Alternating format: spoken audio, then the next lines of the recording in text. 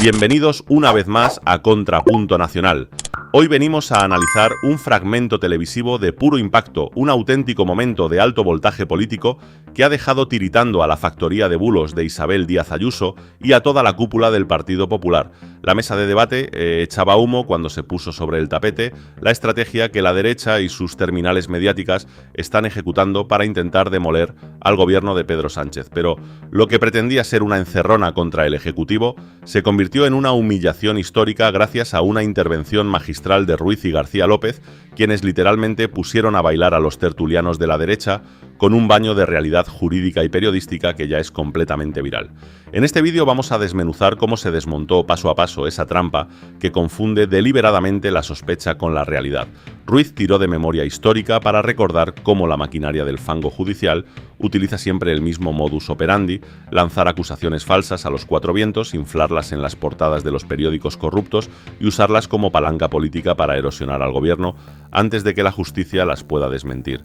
Un calco absoluto de las infamias que ya le fabricaron en su día a Pablo Iglesias o la cuenta falsa de Xavier Trías. Quédense con nosotros porque el repaso sobre lo que verdaderamente ocurrió en la sede de Ferraz ha dejado a la oposición en el ridículo más espantoso. Arrancamos con el golpe, maestros. Hola, llega el sábado y bueno, ahí van mis recomendaciones. De música os recomiendo a Catriel y Paco Amoroso, su último disco Free Spirits. La verdad es que todas están muy bien las canciones. Yo recomiendo particularmente una que se llama Nada Nuevo. Y sobre lectura, pues fijaos que este pasado miércoles tuve la ocasión de estar con el Papa León XIV. La verdad es que tuvimos una conversación muy interesante. Es una persona inspiradora. Sabéis que el próximo día 6 de junio va a estar iniciando una visita en España.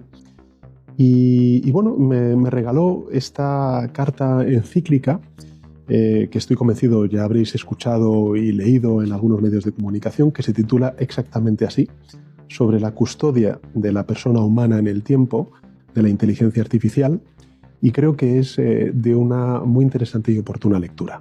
Tuve el honor de recibir de su santidad pues, un ejemplar, y voy a leerlo porque creo que es una de las cuestiones, la dignidad humana en la era de la inteligencia artificial, que merece la pena estudiarla y reflexionar sobre ella. Este es el momento de recuperar uno de los clásicos de este programa, que es la teoría del pato. Si anda como un pato, hace cuá como un pato y nada como un pato, entonces es un pato. Entonces, si la mañana en que la UDEF entra en el Partido Socialista se publica antes de que conozcamos esa noticia, que lo hace por un caso de financiación irregular, incluso en una entrevista radiofónica en la cadena COPE, se hace alusión a que se trata de un tema de microcréditos y que se utilizaron esos microcréditos para financiar al partido, las campañas del Partido Socialista. Y eso se produce unas horas después de que los socios ratificaran que la financiación irregular era la línea roja. Pues efectivamente es un pato. Que me parece... Déjame... Si os dejo, pero quiero hablar por alusiones. No es una casualidad. Para mí no es una casualidad. Si la Audiencia Provincial de Madrid, que ha ratificado varias veces la investigación del juez Peinado, le ha dicho varias veces que en Europa no, y el juez Peinado se empeña en seguir investigando en Europa, entonces es un pato. Claro. Efectivamente es un pato. Igual hay que pedirle hemos escuchado y hemos oído múltiples conversaciones, como esto te lo afina la Fiscalía, esto tenemos un informe que vamos a hundir a Pablo Iglesias. Y meses después de que se conociera el contenido de ese informe, todavía se sigue hablando de eso. Y se sigue tratando como si fuera información y como si fueran noticias. Y se pone a la opinión. Y si de hombre algo habrá. A pesar de que tienes la constatación de que es un informe fabricado, un informe falso. Pero seguimos expandiendo la sospecha. Entonces, Marisol, amiga mía, es un pato. Yo por alusiones simplemente porque... No ha habido alusiones. Te damos la réplica, pero no te des por aludida. No, porque... Que a ti es lo que te iba a decir, ni a ti. No me lo tomo como algo personal, pero es verdad que el Confidencial sí que fue uno de los el medio que sacó inicialmente el registro de la sede de Ferraz, que bueno, que para ser desde luego una petición de información pues duró 12 horas, ¿no? Estuvo la Guardia Civil ahí, y es cierto que se apuntó indiciariamente a la financiación ilegal del PSOE. Se corrigió en cuanto se tuvo toda la información, porque a veces, y yo creo que coincidéis conmigo, ¿no?, los que nos dedicamos a esto, a veces te cuentan una cosa y no te la cuentan del todo, o no te la cuentan del todo bien, y conforme tienes más datos, corrige. No hagamos todos los hombres del presidente, la obsesión de Robert Redford por las dos fuentes. Pero pero es que puedes tener incluso las dos fuentes y no tener todos los de verdad, datos. Exacto. De verdad, no hagamos del debate periodístico, porque es que no es un debate sobre periodistas. Yo digo, no debería de serlo. Digo y creo que debe ser de los que son unos delincuentes, no de los que no lo sois. Es lo que iba a decir, si es que esta generalización es extraordinaria. Claro. Es la de decir, no, los periodistas, hay periodistas que lo son, y hay periodistas que son otra cosa.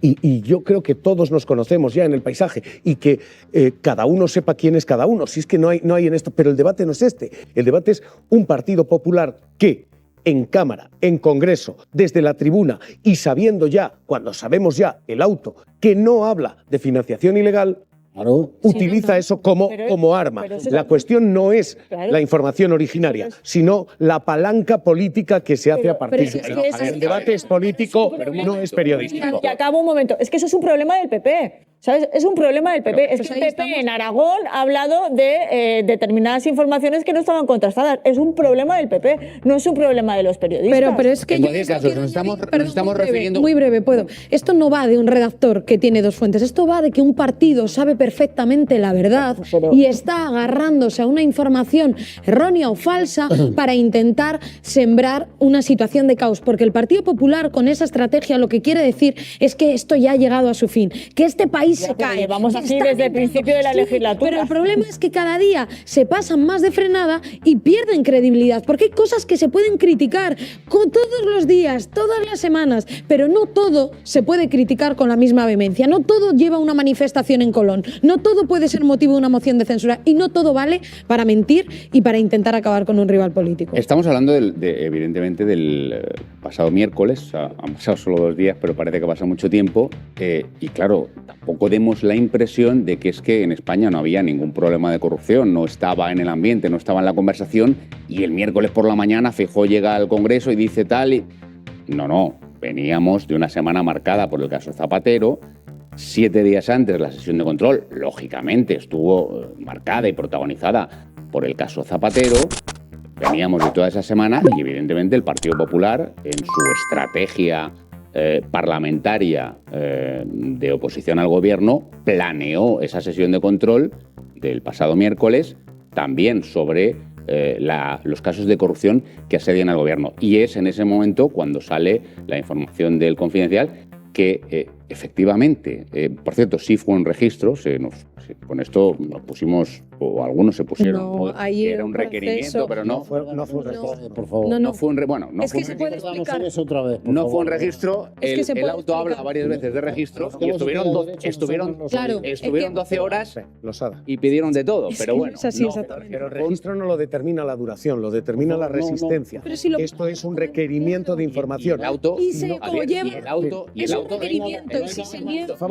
Por favor, hoy están los ánimos de viernes. Venga, a ver. El auto, por favor. El auto del juez Pedraz habla de registro varias veces, pero bueno, no fue un registro, estuvieron todo un día entero agentes de la... Que no va de eso, que va de si te opones, de si te resistes. Bien. Yo quería ir ahí está el cambio. Perdón.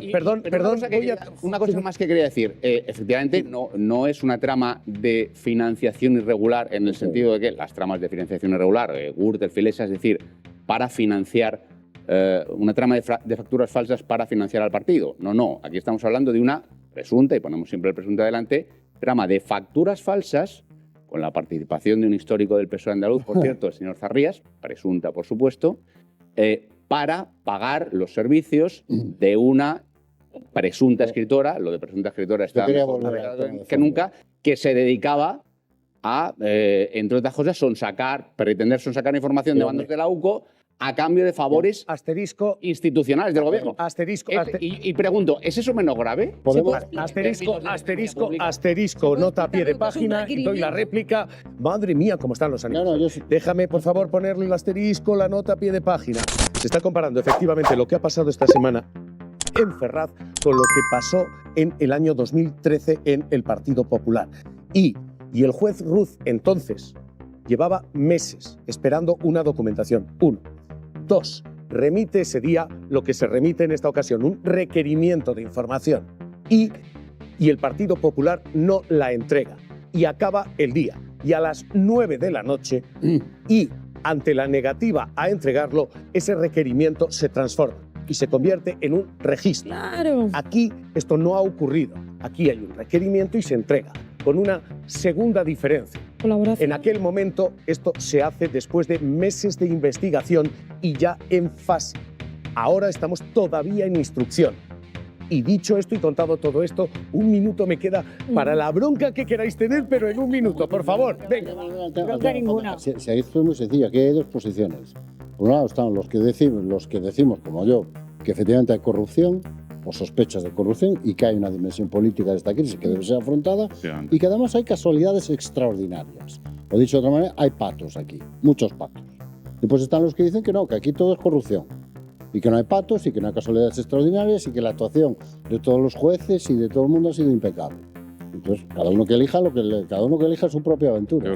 Yo quiero parezca más creíble. Yo quiero decir una cosa muy breve, porque esto es de verdad, de primero de derecho, es un requerimiento. Y cuando lo has explicado, pero es que hay que repetirlo, es un requerimiento. Y si en el Partido Socialista se hubiesen negado a colaborar con la UCO, esa misma UCO, por orden judicial, podría haber solicitado un registro si no colaboran. Porque podrían haberlo hecho en el mismo momento, porque están autorizados por el juez. Pero eso es un requerimiento. Lo importante es la colaboración, no la oposición. Por eso hay diferencia y no tiene nada que ver esto con la Kitchen ni con la Gürtel, por Dios. Que se dice es que hay, en principio ni siquiera se dice pruebas indiciarias que podrían. Es que este es el problema y esto es lo que yo os planteo. Si efectivamente se está jugando una carta que ya hemos visto en otras ocasiones. Porque estabais mencionando Xavier Trias. Justo antes de las elecciones, se le creó una cuenta falsa que fue publicada por los medios de comunicación, que nunca existió, que el propio banco desmintió, pero da igual, estábamos a puertas de la votación y tuvo su efecto. Después Artur Mas, otra cuenta falsa. Después Granadinas, una cuenta falsa difundida por medios de comunicación, televisiones, la cuenta de Maduro pagaba en negro a Pablo Iglesias. Mentira. Un informe llamado PISA, Pablo Iglesias, Sociedad Anónima. Mentira. Caso Neurona. Mentira. Los 40 kilos de cocaína con los que traficaba el diputado de Podemos, Miguel Urbán. Mentira. Caso Mónica Oltra, absuelta ahora, después de que ha caído. Y una jibarización de partidos que efectivamente plantean una cuestión. ¿Estamos ante lo mismo o esto es distinto? Ahora no. Esta es la gran cuestión que tenemos y entiendo, y eso es lo que os planteo, las suspicacias cuando vemos que hemos tenido esto en muchas otras ocasiones y que para cuando se prueba 10 años después, da igual, el partido al que querías matar está muerto. Y 10 años después, vete a decir, no, la niñera fue un montaje. Claro, 10 años tarde llegamos a la reparación. Os pregunto en serio, ¿estamos ante lo mismo? ¿Es legítima la sospecha del gobierno o sería necesario amarrar las pruebas antes de acusar en esto? ¿Qué hacemos aquí? Yo creo que no podemos generalizar y luego yo creo que también la fortaleza de la democracia española se demuestra en que todos estos casos se han investigado y sí, se han investigado y se han depurado incluso responsabilidades. De hecho, hay un juez... Perdón, que hoy estoy yo como... Voy a ser el sexto tertuliano. Ni un periodista ha pagado por eso. Es muy curioso esto, porque siempre hablamos de la depuración y de las consecuencias que todo esto ha tenido. Ni uno, nadie. Hay corrupción en todo, hasta en los payasos hemos tenido corrupción, los bomberos han tenido su caso, el Palau de la Música. Oigan, en el periodismo somos todos almas cándidas. Ni uno está manchado.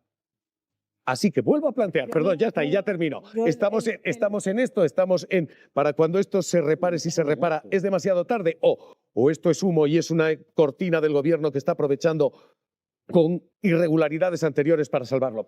Tuvimos varias ventajas. Primero, esa red sólida de servicios públicos. Otra de las ventajas que tuvimos es que Ayuso no estaba en España. Estaba insultando a los mexicanos y las mexicanas. Hay que reconocer que es una ventaja. Podemos trabajar mucho mejor cuando la señora Ayuso no está en España. Lo siento también por los mexicanos y las mexicanas. Le pedimos perdón a su presidenta, Claudia Sheinbaum. Lo sentimos, no es una embajadora de lo que es el espíritu de España, no es una embajadora de lo que somos los madrileños y las madrileñas. Lo que hizo la señora Ayuso nada más llegar, que llegó todavía más tarde de lo que llegaron los pasajeros españoles, a los que había algunos que querían dejar abandonados en Cabo Verde, lo que hizo la señora Ayuso fue repartir por todas las escuelas y todos los institutos de Madrid un cartel que todavía sigue en las escuelas e institutos de Madrid diciendo: cuidado, está aquí el antivirus. Si has estado en contacto con alguien que haya podido estar en contacto con el antivirus, sea lo que sea eso, y tienes síntomas como tos y fiebre, llama a este teléfono. Yo voy a ser muy clarito. Yo he visto condenar a un fiscal general del Estado sin pruebas. He visto cómo se investigaba una filtración, cuando todos los días se hacen filtraciones contra este gobierno que no se investigan. He visto cómo coinciden 4, 5 y 6 juicios y, por cierto, se filtran a la prensa casualmente antes de sesiones de control o de comparecencias del presidente del gobierno. Lo he visto. He visto cómo se redactan sumarios que podrían presentarse al Premio Planeta como mejor obra literaria. Lo he visto.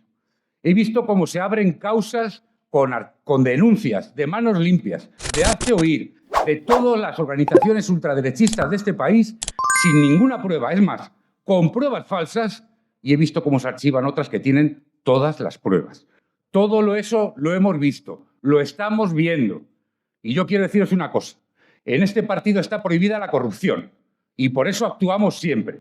Pero en este partido también está prohibido rendirse y chuparse el dedo. Está prohibido chuparse el dedo. Colaboración con la justicia toda, respeto todo. Es más, justicia para todos y para todos igual. Y el que la hace la paga. En política, y también debería ser así en la justicia, en el periodismo, etcétera, etcétera. Para todos igual, con los mismos ritmos, con los mismos plazos, con las mismas pruebas. Para todos igual. Porque si no es igual para todos, entonces no es justicia. Para que quede claro. Y que no olvidéis nunca una cosa, por mucho que llueva, por mucho que truene, por mucho ruido, por mucho poder que tengan, nunca olvidéis que estáis en el lado correcto de la historia.